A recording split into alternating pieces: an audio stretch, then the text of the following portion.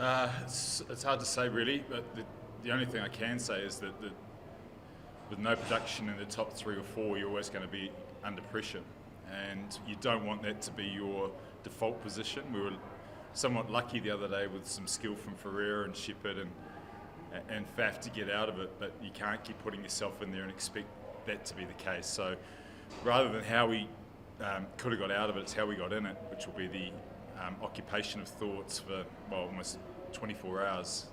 So a bit of resilience and again understanding players, understanding your team, and just trying to sink into some rhythms of the game. There's still some nerves as the players get used to different surrounds and 2 different grounds. So yeah, there's a lot going on, but we just got to bed down that top order, give them a little bit of confidence, and then find the rhythms of the game. And can I ask you a little bit about Donovan Ferreira?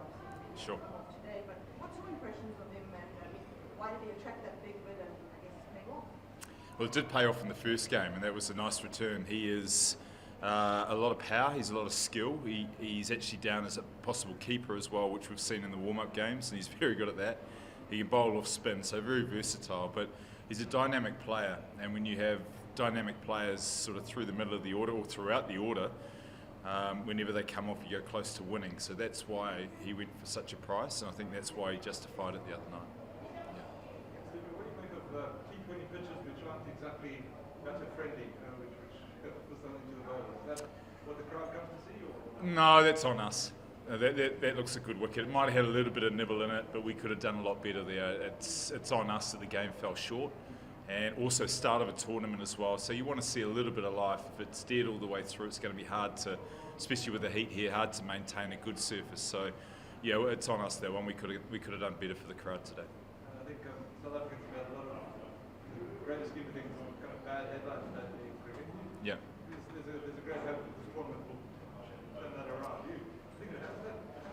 Well, I hope so.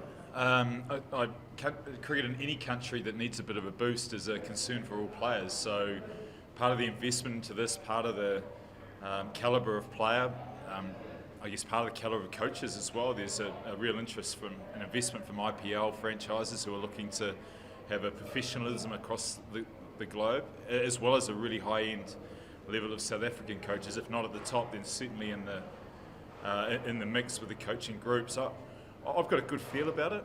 Like the first 3 games looked excellent with crowds there, good support. That's how I remember playing here.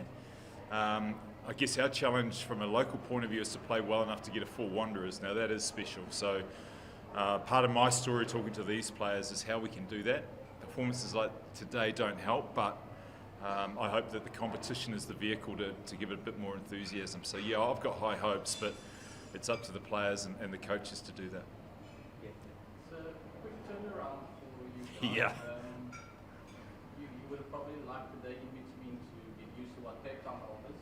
But do you see you guys improving? Well, it's a great challenge, and it's something even a 45-minute bus trip down the road will have me sort of ruminating on thoughts. Part of me saying it's a great thing to get back into it. In terms of big changes and filling spots up and changing the tactics, probably not. It just 24 hours isn't enough. 2 games into a tournament isn't enough to give guys that full opportunity. We've got big resources in bowling, so we have some luxury there where we can be a bit more selective depending on what we think the pitch will be like. But the overall strategy of the team and the message will be about resilience, because there's not many places you can hide after that sort of performance apart from getting back on the field. So we'll try and see it as a good thing. Is the scheduling the same or different to other leagues? Because it seems quite quick. I mean, you just finished and you're going to be back tomorrow. Yeah, it's a little bit on fast forward, you have to admit, and particularly with 3 away games. I know Paarl was one for travel and Cape Town was staying in there, but I think we all appreciate that there's a series that has to be played in the middle as well, which is important for CSA. And it's a fine balance. Sometimes they go too long in between. You want to just keep bouncing through, and we're going to have pockets where it's going to be tight, but I still think the more cricket you can put on in a short space of time, the better. The longer it runs out, you risk losing fans. So hard and fast is a good motto. Thank you.